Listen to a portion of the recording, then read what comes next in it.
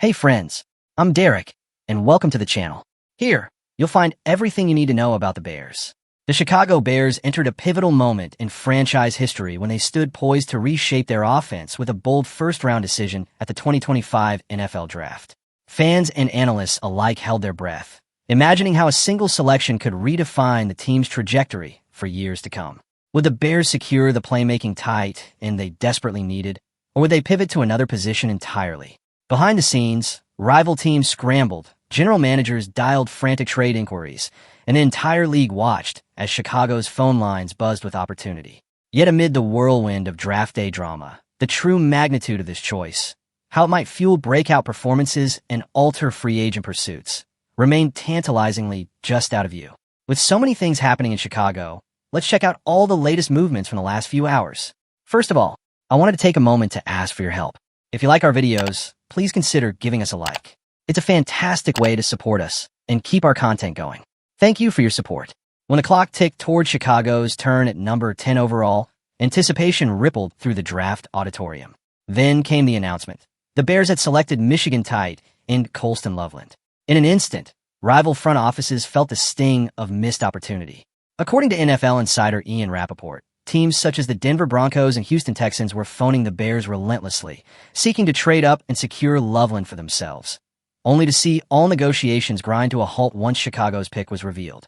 Meanwhile, Penn State's top-rated tight end on most draft boards, Tyler Warren, slipped 4 spots later to the Indianapolis Colts at pick number 14 without a single team offering a trade for him. It's entirely plausible that the Broncos and Texans were not simply vying for a generic pass catcher, but rather plotting to leapfrog Indianapolis, anticipating the Colts' desire to add a tight end of Warren's caliber.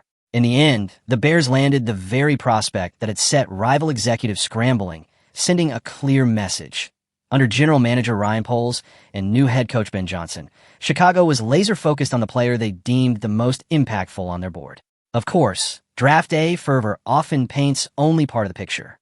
Landing a coveted prospect may generate headlines and hype, but transforming that hype into consistent production on Sundays is the ultimate test.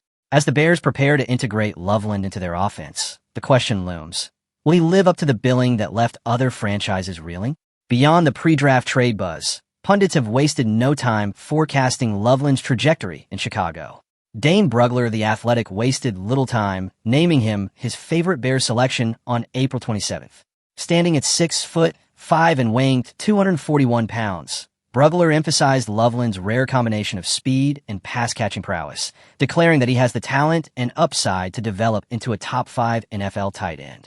Such praise paints a picture of a rookie ready to become an immediate weapon, especially with a promising young quarterback like Caleb Williams now under center.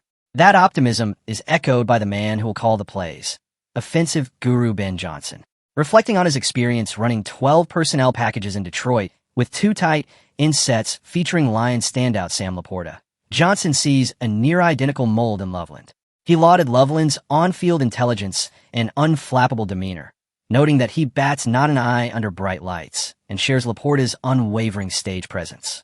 Johnson further praised Loveland's high football IQ and exemplary character, traits he deems essential for thriving in high-stakes contests. Loveland's statistical resume at Michigan may not leap off the page.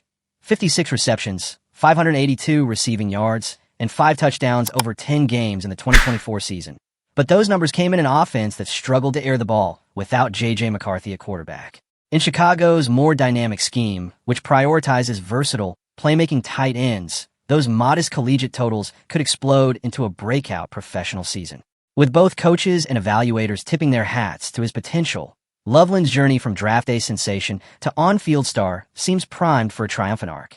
While adding a high-upside tight end addresses one glaring need, the Bears' roster still features unanswered questions, particularly in the backfield.